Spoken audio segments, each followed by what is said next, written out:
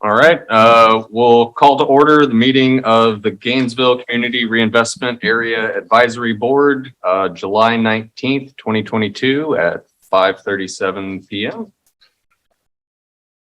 And we'll move on to roll call. As I stated, Member Osgood is still on the roster. He resigned earlier today. Member Blount, not here. Member Devonda Brown. Here. Member Fox, again, excused, may be joining us via Zoom. Mr. Idy, he is excused. Member Mitchell. Present. Member Nordquist. Here. And Chairman Palmer. Here.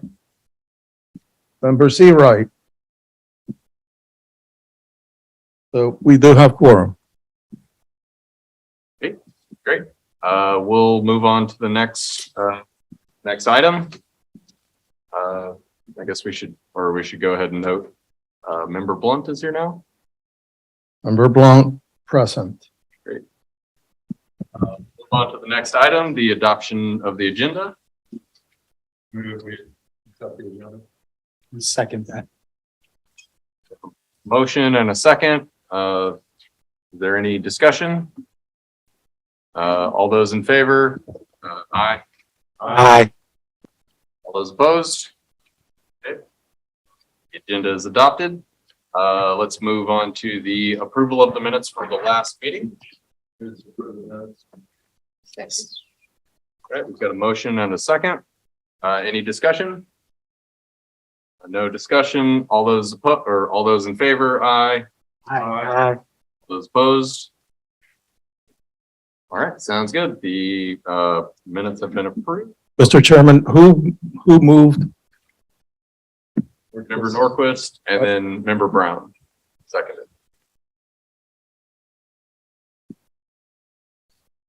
Great. We'll move on to communications. Chair's report. Chair, Bill Mann, interim CRA director.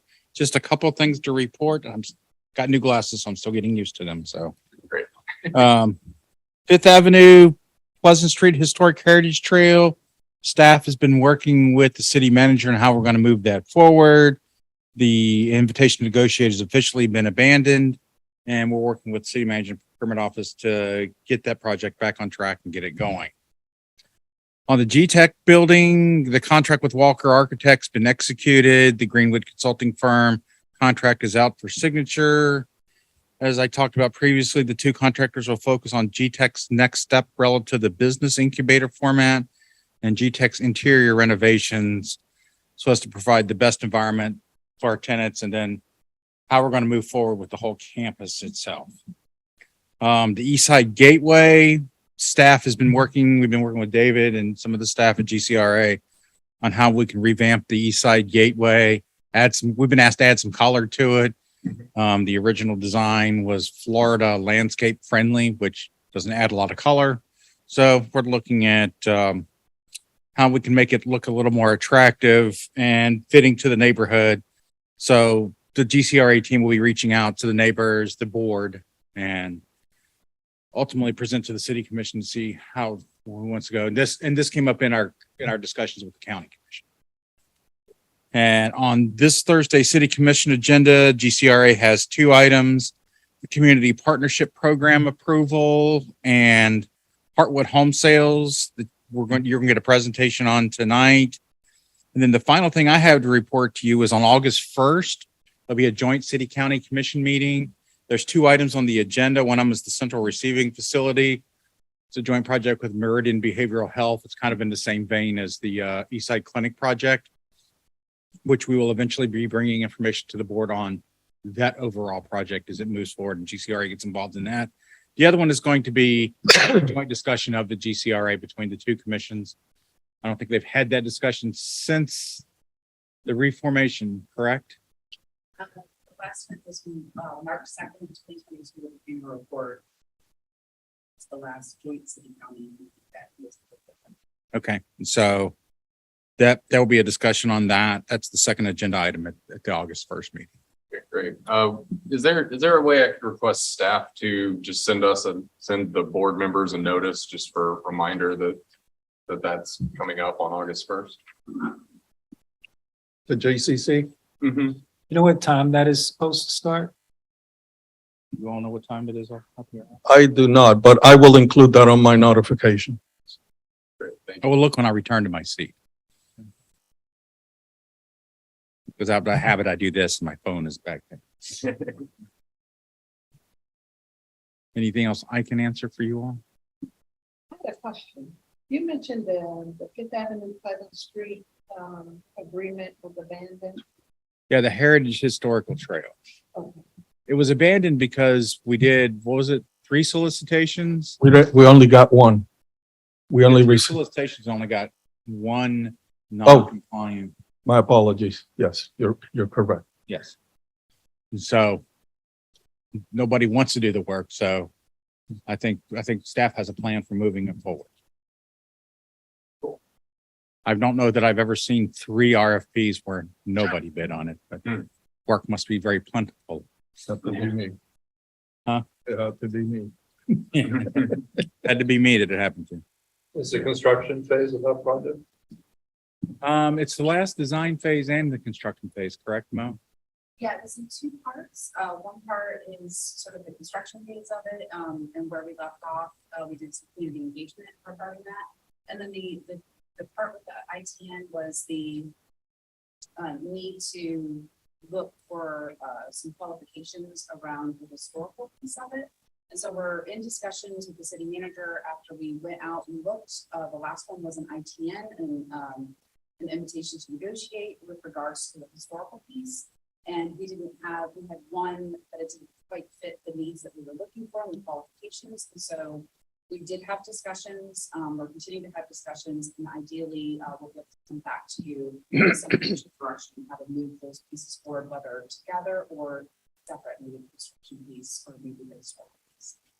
And the board may remember that last month, Mr. Diedenbach from CHW came and presented on their projects, and it overlaps with the Heritage Trail. And of course, part of the plan would be to implement the appropriate phases that tie in to his project, his developer's projects. Did he reach out? I know he had mentioned coming back to this meeting, but I didn't know. That seemed like that was a little too I think we're waiting on financial numbers from him. Mo shaking her head, yes, but the Okay. last conversation we had with him last week, we're waiting for him to put dollar figures to ask so we can determine how feasible it is with GCRA funding. The East Gateway, is that just past Waldo Road? That is Or is what it on Waldo Road, just past the Williston Road or whatever? it's at the intersection of Hawthorne Road and East University Avenue. For those of us who've been here forever, we call it the Tackle Box property. Right. Used to be Tom Petty's dad's fishing place. Yeah. It's that little triangle piece there. Right, so a triangular piece there, let's get the. Yes. Very good, thank you. Yes, sir. Yeah, on the, I'm recognizing people and I'm overlooking. No, after you. Yeah. on the Heritage Trail, was there any attempt made to contact specific local scholar groups like the Proctor Oral History Project? I have to let staff answer that part of the question.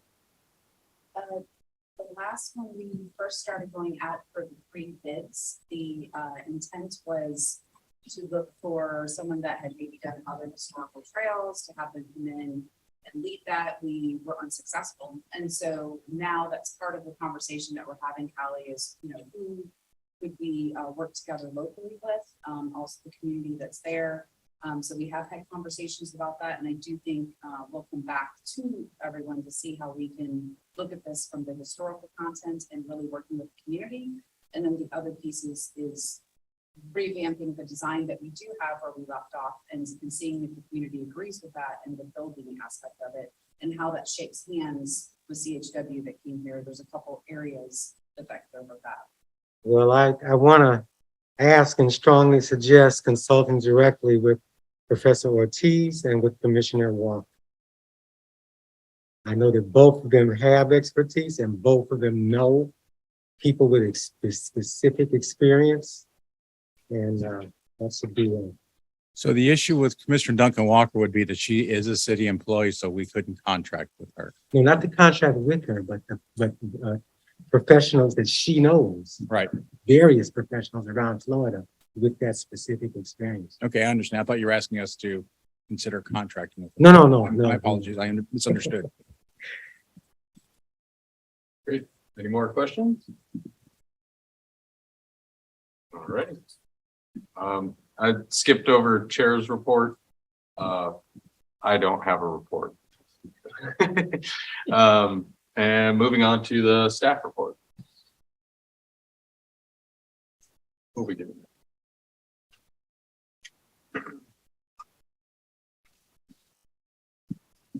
Good evening, members of the board.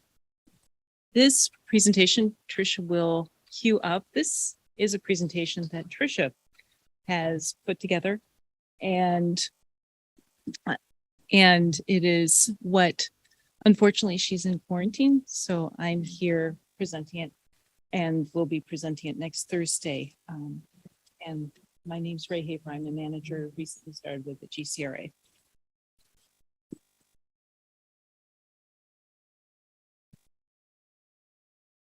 So today we provide an update on the current sales and construction status. We'll talk through the sales process and some of the challenges we've encountered. Then we'll present some potential solutions and next steps. This is a map of the neighborhood with lots that are under contract in brown and those available shaded blue. We currently have 15 lots pending contract. And this includes the 11 Dreams to Reality and 4 Showcase or Market Rate. And you'll hear Showcase and Market Rate used interchangeably. The 18 lots that are available are all Showcase. The model home will be sold when the rest of the lots are under contract. And the most current version of this map is on the Heartwood website so that potential buyers can always see what's currently available. These photos are from a few weeks ago. The home on the top right is the furthest along and is currently undergoing the interior build-up. As of today, 6 houses have gone vertical and the other 5 will begin framing in the next few weeks. The 2 homes that are furthest along are next to each other and adjacent to Southeast 8th Avenue, so they are highly visible to passerbys. We have 4 Showcase lots that are pending financing. The Heartwood construction celebration noted here has been postponed due to a scheduling conflict. And we will be in touch with you soon with a new date, and we're excited to share the progress that we've made over the few months. Now we'll talk through the process that the Showcase home buyers go through. The Showcase lots are being sold as a home model and a lot combination. The buyers first choose their model and the lot and execute a contract on the vacant land with the city. That contract requires the builders to execute a construction contract with the builder within 45 days. Once the construction contract is executed, if they are financing and not paying cash, the buyer is required to apply for a construction to permanent loan within 5 days and to obtain that financing within 45 days. Once the financing is obtained, the buyer closes on the property and the builder begins pre-construction activities and applies for permits. Once the permits are issued, construction begins, and it's about 6 months to complete. The overall process from start to finish takes about 12 months. For various reasons, sales have started out slower than we had originally anticipated. What is working with the current process is that we have a manageable amount of homes under contract and we haven't had to phase out construction. We are working with 2 local companies that aren't that large. Each builder is able to build about 5 homes at a time. The Dreams to Reality homes are about 5 months ahead of the Showcase. So the amount of homes currently under contract, each builder has the capacity to start on 2 or 3 homes, more homes, before we'd have to phase out construction. What's working with this structure is that the builders are able to negotiate that the buyers are able to negotiate directly with the builders on their contracts. We're helping to guide the process and have been making sure we are meeting deadlines. We're also helping guide the color selection process and ensure that the homes fall within the design guidelines and have harmony. There are some challenges we've encountered. Looking at our current process, there are 2 paths forward for home buyers. One path is to pay cash. The second more common way is to finance. The financing option requires a construction to permanent loan. We've lost potential buyers who were pre-approved, but were unable to obtain the construction to permanent loan. This type of loan can be daunting for first-time home buyers. Other challenges that we've encountered are fluctuating construction costs and labor and material shortages. The current homes that are under construction met delays in the site planning and permitting phase due to subcontracted personnel shortages. And Lot 5. Lot 5 has presented some unanticipated challenges. It contains a beautiful 34-inch heritage live oak that takes up most of the southern lot, half of the lot. And this oak is one of the most prominent trees in the neighborhood, and it needs to be protected. We have previously looked into getting a variance and putting in a red maple, the same as the model home, further back on the lot, but the driveway cannot interfere with the tree roots. So because of the amount of buildable space and where the driveway will need to be located, none of the available house plans will fit the lot. We are working with a local architect to design a house that will fit within the buildable area and will be similar in appearance to the existing home models and blend into the neighborhood. There's the same challenges from the previous slide and the potential solutions going forward. The Heartwood team would like to offer an alternative path to purchasing a home in Heartwood. It is imperative that we build out the entire neighborhood as quickly as we can. We want to build on the current momentum. There's currently funding in the Heartwood account that would cover the cost of building 2 showcase homes. If the city commission approves, the city could contract directly with the builders on the construction of 2 homes to start and sell them once completed. And this would open up the market to another type of buyer, those who are pre-qualified but unable to obtain construction to permanent financing. I'll just admit, this Should was an we idea. let her finish before we do Yeah, that? let's let her finish. Just want to give credit to Mo for having this idea and opening up this channel. Sorry, say which idea again? Oh, just this was Mo's idea of pursuing this path. So we Okay. would use the cost plus model similar to how we're building the dreams to reality homes. And with the cost plus model, the builder is reimbursed for materials and labor at cost and receives a set percentage of overhead and profit. Each reimbursement requires receipts, and those receipts are tracked by the project manager. This model is ideal in our current market, where the cost of materials are fluctuating and it's difficult to predict where things will be 6 months out. It allows the city to pay a fair price based on the actual cost to build and allows the builders to make a set profit, mitigating the risk on both sides. The difference between the dreams to reality and the showcase contracts would be the amount of overhead and profit. The builders have requested a 22% overhead and profit, an increase from the 18% for the dreams to reality. This was requested because under the current contract, they cannot pay for their superintendent. So what we are proposing for this phase 1 is to build the 2 lots that are shaded pink. We're looking at the neighborhood as a whole and chose these lots based on where we could fill in gaps. Buyers coming in with cash or construction to permanent financing would be more likely to choose the larger lots, the corner lots and exterior lots. The city could build on the interior and smaller lots in order to entice buyers to fill in the entire neighborhood. Lots 24 through 34 on the left side are the same shape and dimensions at 5,000 square feet and accommodate rear models only. There are 2 models that fit on these lots, the dogwood and longleaf pine. Phase 1 would consist of a dogwood on lot 31 and a longleaf pine on 33. Because there's a desire to expedite construction and based on delays that we've encountered in the site planning and permitting process, we chose 2 home models that we have currently under construction.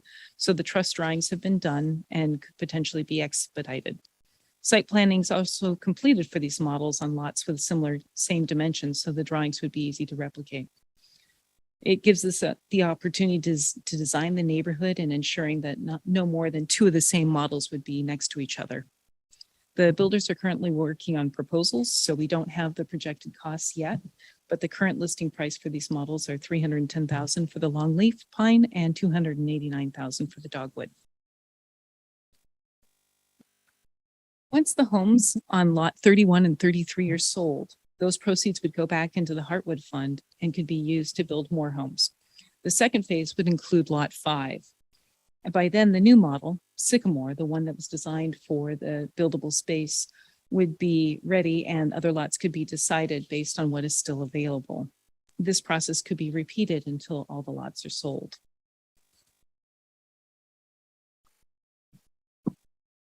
So our request to the advisory board is to approve the request to use up to 620,000 of the GCRA Heartwood funds to build 1 or 2 market rate homes at a time in Heartwood as the lot availability allows. And this will be taken to the city commission with your recommendation this Thursday. And if there's any questions, the team is at your disposal. Thank you very much. Member Blunt? So showcase construction, that means the same thing as building on spec. It's market rate. I mean, nobody's contracted to purchase yet. They just, go ahead and build it. No, Okay. So, how many lots are you talking about? I thought you said something about doing lot 5 that way, and then you talked to. the second round, the first round would be lots 31 and 33. Okay. And those are if we could have that map back, please. It's the one along the alley on the west side of the property. So there you go, 33, Right. 31. That would be the first round. And once those are constructed and sold, then proceed on to 5. And these choices are because they're up front, because of the street appeal of seeing buildings as you go by. So what we anticipate is that there's going to be more desirability of the larger lots Mhm. and the things on the exterior, and that we are doing ones that in making those available, we could help fill it in entirely. Mhm. Because we believe that we're already seeing a lot of interest on lots 24, 28 through 21, 6, 7. Mhm. Thank you. I was curious, are you fairly confident that with the funding that you're requesting, that you're gonna be able to build these 2 houses using the cost plus contracted method that you outlined? Yes. Based on the receipts that we've seen and based on current prices, and if anything, what we're seeing in response from builders, some of the supply issues are improving. So yes, we could build the 2, and we can speak to the loss of buyers that we've had, and believe that this pathway would open it up to different buyers than currently can pursue the construction of permanent loan. Or, sorry. No, Member Brown? You're requesting $620,000 for 1 to 2 homes at a time on lots that are available. Are you anticipating it's gonna take $620,000 to build 2 homes? No, that gives us contingency. It's just that we want to ensure that we don't need to come back, or, it allows a contingency, and you're going to ensure that it's sufficient to build the 2 homes. I do hope so. It seems like it should work out. I mean, the land cost is probably already factored into that sales price, but they don't have to buy the land ahead of time. So there's that margin, and then that also covers the builder's margin as well. So it's probably closer a bit. It's a lot of money Yeah. Oh, yeah. for 2 homes in my perspective. Oh, yeah. So that was why I asked the question, but you mentioned contingencies and all of these things. But again, I still can't see $310,000 to build any of those. What's right now, do you know the square footage of either of those homes? The model home, which is a red maple, is 1,489. Tricia, do you have that off the top of your head? No, hold on, actually. The red maple is 1389, but hold on.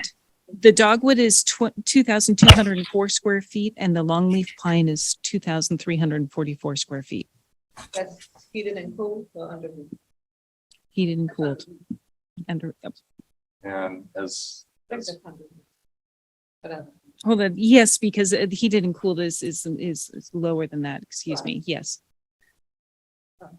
yeah, I mean, one thing I would add, I mean, this is 300 and, I mean, we're seeing, as a realtor, we're seeing, 200 to 250 a square foot for new construction costs nowadays.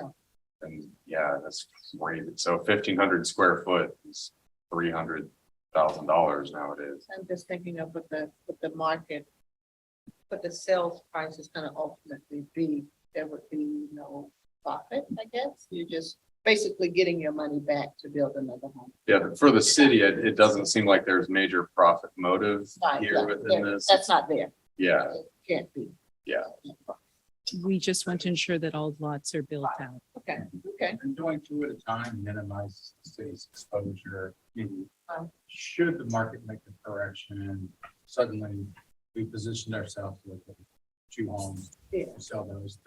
Yeah, yeah. Mhm. Member Mitchell? So let's say that, I just want to understand the restrictions. Let's just say that somebody comes in and says, well, I don't want lot 31 and 33. Can I get the +1 deal on something else other than those two lots, even if they're not in phase one? So the way that they could pursue a construction to permit, they could pursue cash. The way that this is structured is to do the lots that we feel are harder to sell. And that's why we're pursuing this financing option, So it's limited to the ones you deem that are harder to sell. You 31 and would not 33. offer that hybrid of financing for other lots. No. Until later on. Yeah. Yeah, so first 31, 32, 31, 33, then 5 and another lot. And then it would go into another It's- 2. It's according to your order. Okay. Gotcha. Thank you. Member Plum? So over the long haul, we're gonna see either the same model built by different companies in some cases, right? The different builders are gonna be building that same model sometimes. So there's 11 models of homes for this subdivision with restrictions on what can be so many per. Yeah, what can fit on some lots, a lot of it. Right, there's the, how large is your lot, what considerations, there's setback distances with the trees that Mhm. restrict the area. And there's 2 builders. Oh, okay, I thought I heard mention of more than 2 buildings.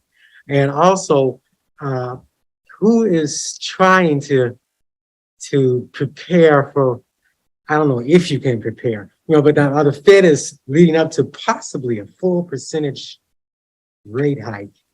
And we're already seeing impacts on mortgages with that. How are we ready for that? Or is it possible to even be ready? Anybody? So if the feds hike the mortgage rate, that will be more between the buyer and their lender. We're going to build the homes and sell them at the cost plus model. Yeah. What kind of financing the lender can get is between the borrower and the lender. Yeah, but our experience is gonna be if the house is on the market for 3 days or 3 months, Once And that's why we're only doing 2 at a time. okay. So we won't put ourselves in precarious cash flows. And I mean, even an extra percentage rate hike was still relevant. I mean, we've been in a crazy market where things are 3%. I mean, Yeah. 70s, it was 10, 12% on homes. So I think we have a long, crazy way to go. For Norfolk? Just a question related to the cost plus model again. So cost plus, is there a maximum fee that they're able to charge under that? Or is it just basically open-ended where they start the construction and there's really not a known cost at that time? Or is there an estimated cost up front? How does that process work? I can answer that.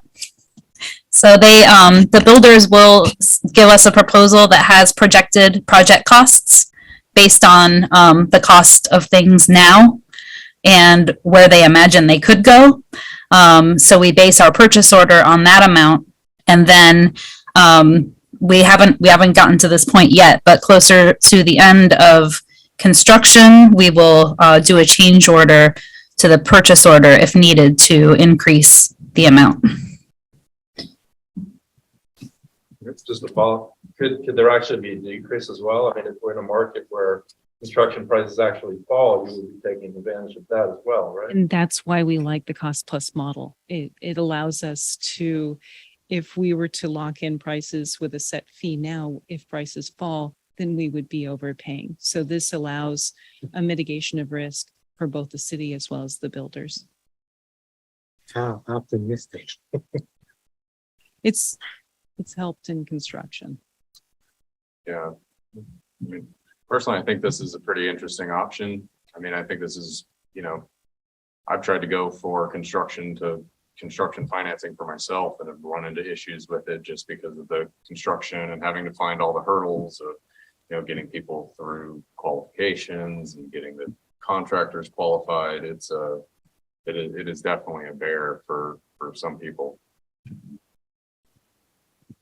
Sort of construction to perm is for like extremely qualified buyers. And I think what we're trying to do here with the Spirit of Heartwood, this move actually kind of makes it a little bit more accessible to at least those two homes. Yeah. The downside that when we discussed this internally and with the city manager, the only really downside I see to this is if you come in and meet with the builder, you get to pick certain nuances, colors. There's some variances you can pick within the house. With this, you're going to get what you get. If you're fortunate enough to be able to come in close enough to closing before the house is painted, you may get some sale. Mm-hmm. But beyond that, it's going to be stock instead of your personal touch. Would there be opportunities for us to, I mean, I've seen a lot of builders do this where I just would like to make sure that this is a consideration there. A lot of builders, when they're doing these spec homes, they'll put them up there and they'll start marketing them and they'll start having them listed for sale as it's ready to go. It's in construction, and almost once it's under construction, it seems like the banks are, willing to say, all right, cool, we'll lock in your rate for 90 days from now or something like that.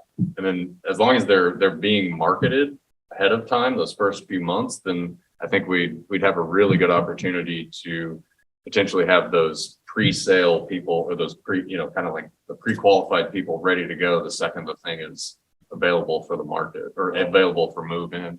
And Bo or Ray or Trisha may not totally agree with me, but we were thinking along those same lines that as soon as we can lock one in and get it sold, we can possibly do a contract for the next. It's all about having two under construction at our risk at the time. Is there any concern under the cost plus that the cost of the houses would actually be such that the affordability of them are no longer going to be there, so that the target audience that you're trying to get to purchase the home would no longer have the buying power to buy the house?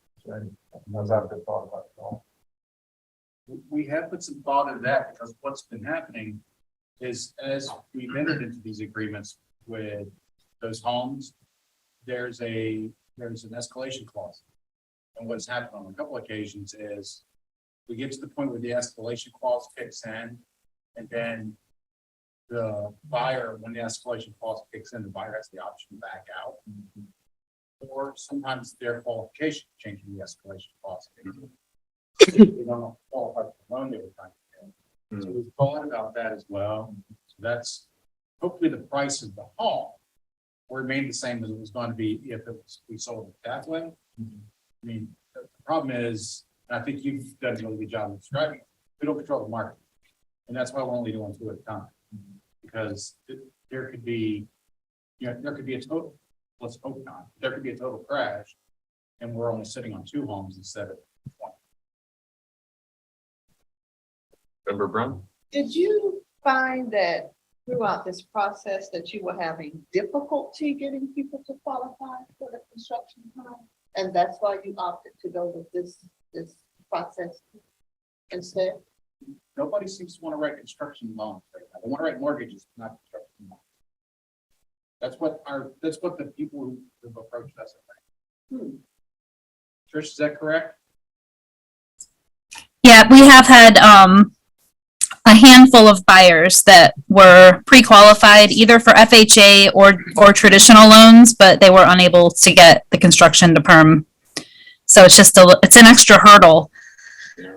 And that's actually a really interesting point that I didn't think about this, that, I mean, I know it's a big note and it's a big house or a big total cost, but these being built and ready to go allows people to do an FHA loan, which would allow them to put, somewhere in the like 1% range down, as opposed to on a construction to perm loan. I think you need to be around 15, what was it? It's about 10%. Yeah, 20. That was one of the thoughts in this, is that allowing, the way we were doing it are wonderful options. However, by opening up a third gateway to get this to completion for Heartwood, is that we were not having an opportunity where we could have first-time home buyers who would love this opportunity to have a brand new construction home, but they couldn't do FHA because of the construction of firms. That's where that conversation and thought started, was how can we open up a third pipeline and filter this in and minimize our risk as a city, and use the funds that were already there, do 2 at a time, and then until the entire Heartwood is held. That, you nailed it right there, is the FHA. That's where you started it. That's a huge for accessibility. Buyers.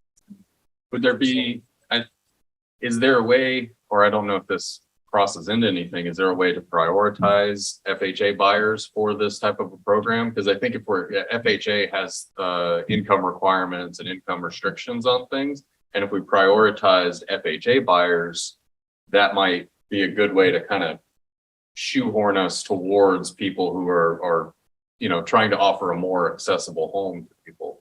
What we found working with our real estate team is that they feel like this opportunity, if approved or supported by you all and supported by the commission, that the minute we open up what I'm calling the third pipeline to getting this project complete, is that we will absolutely have plenty of buyers, not just FHA, coming forward, because it is easier right now to get a construction loan versus a construction firm. So we do meet on a weekly basis and talk about the market and all these wonderful conversations that we're having. And we feel that the minute we start building, that we're going to have buyers. And there was another program that my son, who was in Baton Rouge, there was another fellow program that was an FHA, because they were first-time home buyers. They qualified for, and it had a lower income threshold than the FHA. I just texted you guys what was, but they're coming for it. If for some reason it didn't sell, what would the city do with it? Would you rent it? That's not, We're probably gonna leave it on the market until it sells, So leave it on the market. which is why we're only doing 2.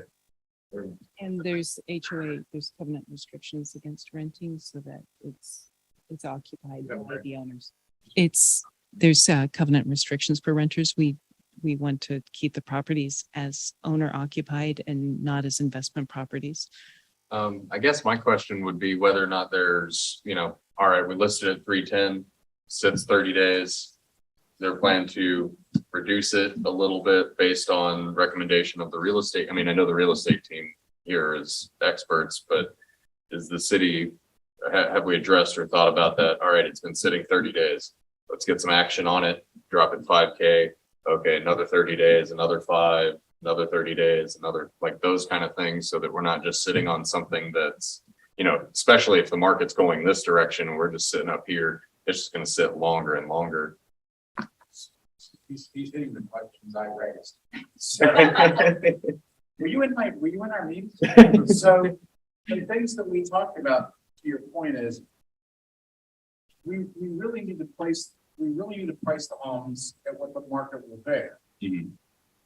With the baseline price point being cost plus a percentage. So hopefully there's some leeway in there that would allow us to do some reduction.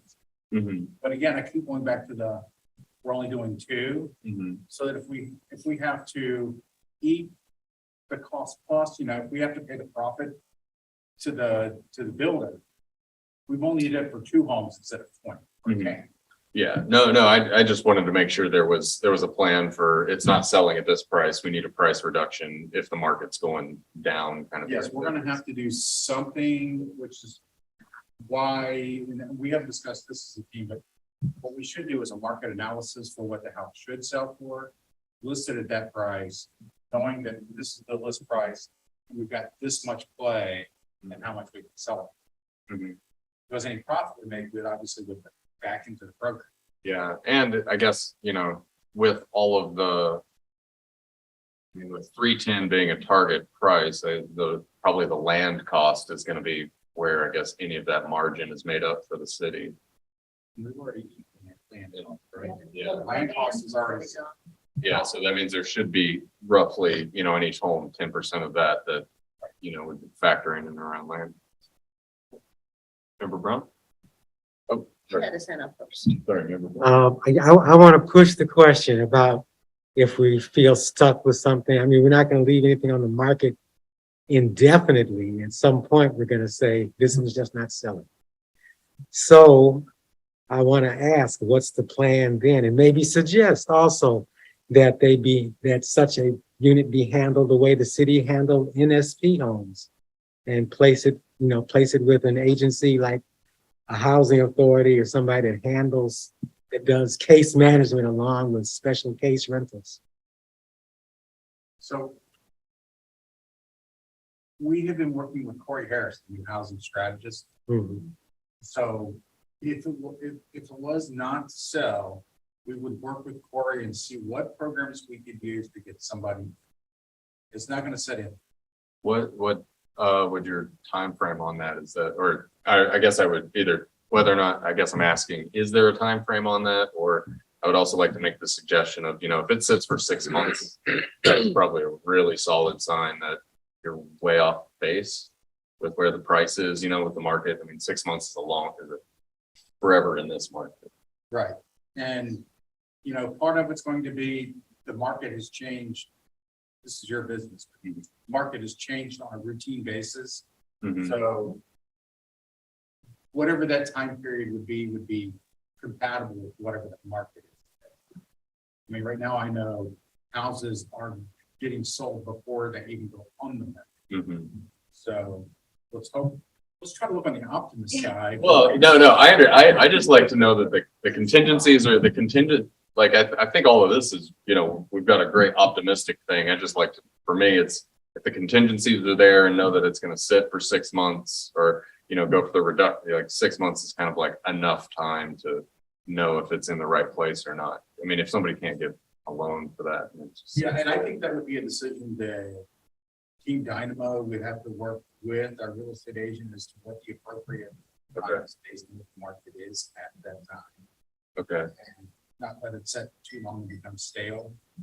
Okay. Yeah, I would encourage to see if you guys could put some sort of a time frame on the new homes, because typically that's one of those things that, like, in a regular market where you've got multiple realtors, you sign your listing contract for 6 months, they don't do it in 6 months, you're like, get these guys out of here. But since we have a much bigger deal with them, and they're going to be going on longer, there may be a better kind of a trigger for that, like a time frame trigger for when for making decisions for, like, oh, does that need to go to the program, like Member Blunt spoke about. Question. In light of, I think it's 34 homes today, 34 total. How many open market homes are under contract? Or 4. Based upon the interest that was prior when this development started, I think it was hundreds of individuals, correct? That was on a waiting list for this. Exactly. with that, how many of those how many in that list have been processed out, eliminated, or considered, particularly in regards to the market rate properties? With that being said, if that's an indication of the community not selling, or indication of what the future looks like for the development, for the open market properties, is there a possibility that those could or would turn into dreams to reality or first time home buyer type properties? So instead of just having 11 dreams to reality, you may have 20 dreams. Has that been thought about or considered? So what I can say is that the original list, I think that was in 2015 or 2016, was for both just the Heartwood opening interest. There's a lot of realtors on there. There was lots, so there have been 100 and some, but there was a lot of staff on there. We obviously, everything with that to the million, we reach out. I think what we do is we have a really unique team right now with the GCRA leadership with Phil, Ms. Curry. We also have a senior housing strategist right now. And then we also have Team Dynamo and the builders. And so collectively we meet to answer and work through all of these questions. And so as Phil was just mentioning, we're taking a small risk, opening up this pipeline to allow other types of financing by building two. But that would be potentially an option if we found ourselves in a situation, let's say these two sell right away. And we have some market rates that the dreams to reality have already sold, they're under construction. Let's say we get down to one house and it happens to be lot 5 of the big oak tree. What that might end up happening is that if we found 6 months went down, this collective team would then make the decision to look at all of our housing needs, not just, this real one city opportunity. So housing, what they have available, including what we have done before, this would be dream to reality. And if it was determined by this team that, it's been sitting for 6 months, it has a very large oak tree, this is the new plan that we have, and dreams to reality is a solution, I think that would be a potential solution. That's why it didn't feel so scary to take that 2-house risk. I do think these first two, what we're hearing with this collective team, will be positive and they'll sell more. But we could find ourselves, I keep looking at good old lot 5. And if we do, and dreams to reality is that opportunity, then I think collectively that decision would be made, and I'll let you. So the other thing to piece into this, and this Curry's got me, my main focus is infrastructure, the overall infrastructure of the organization and the community. So one of the other projects that I'm working on, the GCR is working on, is the Eastside Clinic. And we just got RTS got a huge grant of which $4 million is for a transfer station at the Eastside Clinic. And we're also looking at community paramedicine.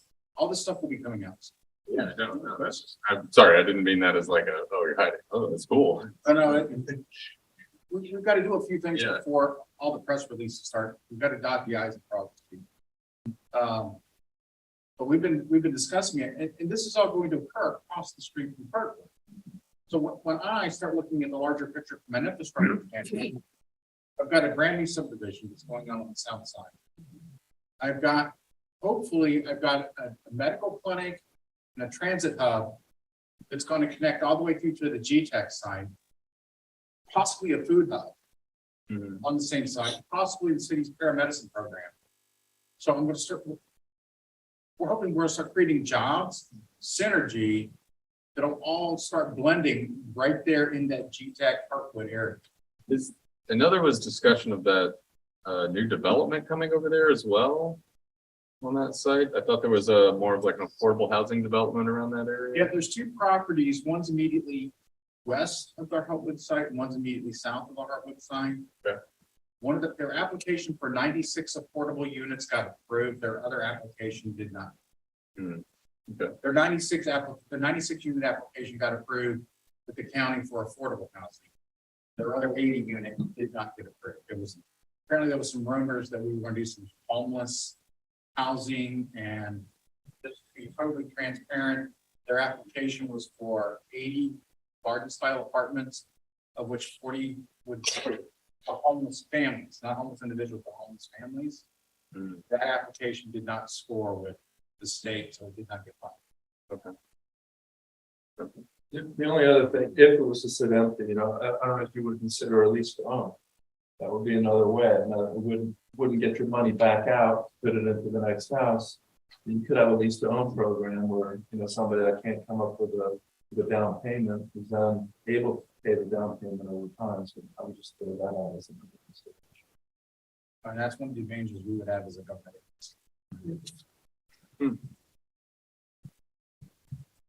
Well, Be the mortgage. yeah. I just like the second, member Brown's, suggestion. That was on my mind as well. Because if we recall, a lot of the community was questioning, hey, are these houses really for us? We've already built something that we already know works, and so it's just revisiting that. The competing programs out there, I guess it does deserve a look, but one of the amazing factors with the Dreams to Reality homes was the down payment assistance, which really leveraged the ability for people to get into a house. And we already thought about how this appreciation and how this stuff was going to get fed back. Now, if you want to put another program in there, it's going to complicate things, but I think we already have the flow of how this stuff works, and something is just sitting for a while, it just seems more efficient to do that way. And jump back to what I said. The land use and zoning for the East Side Clinic is next Thursday. So things are starting to move on the east side. Keep it fingers crossed. All right. Is there any more discussion? Do you have any other opinions, any motions on this? Move that we approve staff recommendation. Second that. Got a motion? Second, I'm sorry. Second. All right, we've got a motion and a second to move forward with staff's recommendation on the Harwood Home Construction Plan. All those in favor, aye? Aye. Those opposed? Motion carries. Great. Thank you. Yeah, I think this will be an exciting thing. All righty, on to the next thing. Do we have any public comment? Anybody in the room? Public? All right, hearing no public comment, any member comments? Member Blunt. I wanted to mention two things.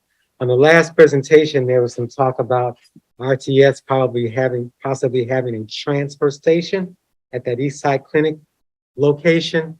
I want to urge GCRA staff to make good use of an opportunity to interact with RTS to get better customer service out of it. And this is something I've mentioned to the city commission. One specific thing I've mentioned to the city commission several times lately. This thing over here is called, over there, it's called transfer station, right? Has anybody ever tried to transfer from one moving vehicle to another moving vehicle? I urge all of you to do so. If you don't use the buses, do some bus riding, talk to some riders.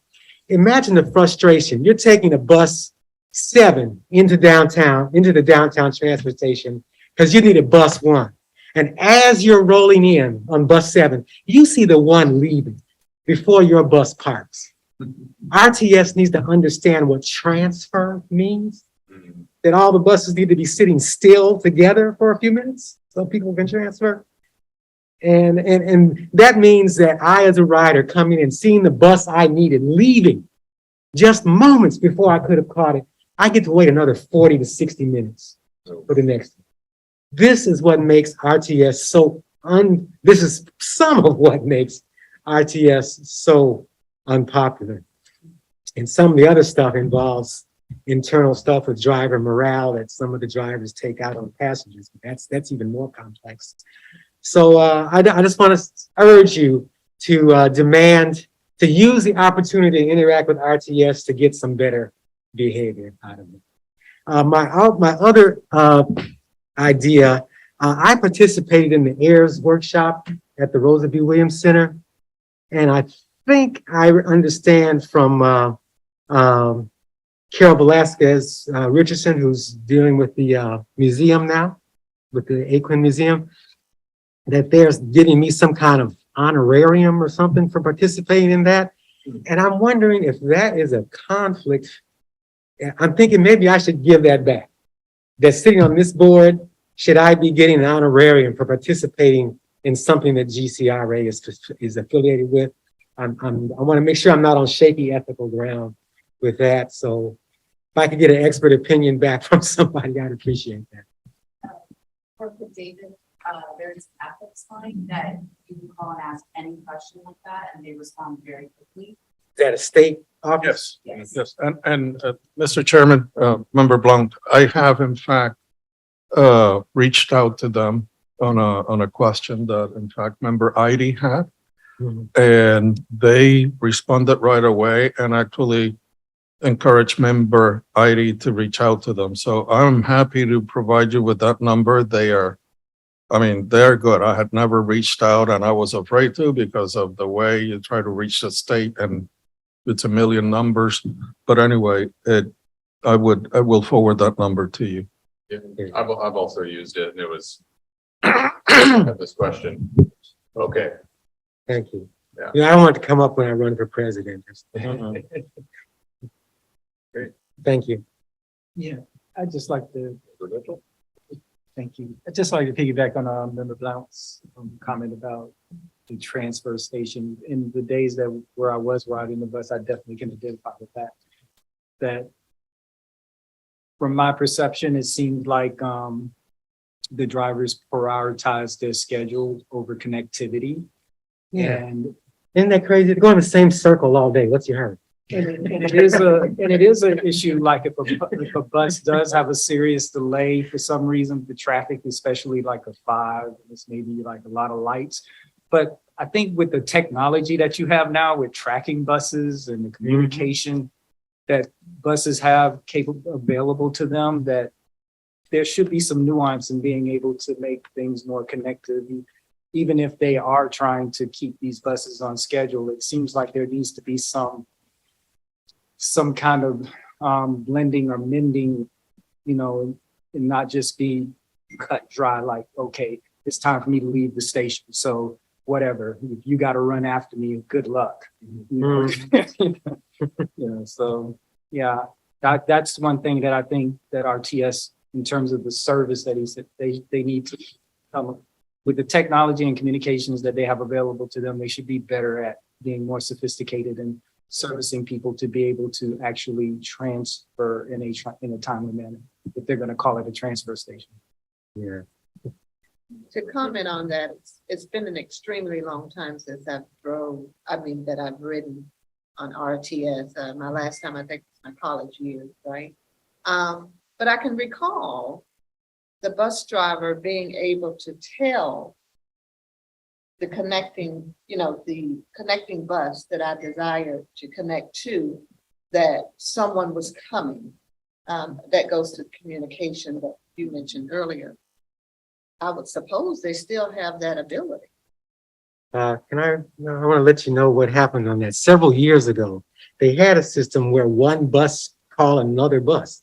Now they have to go through a central operator because some drivers at one time got into a shouting match, cussing each other out over his phone. And management's response was to pull out that bus-to-bus call system. But they still can, keep each other informed through a central operator.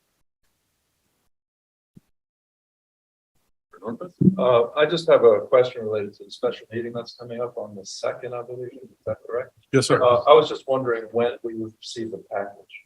We have received the actual package already, Mr. Chairman, Member Nordquist. Excuse me. So I this is August 2nd, so by next week, early to middle next week, you will have that package.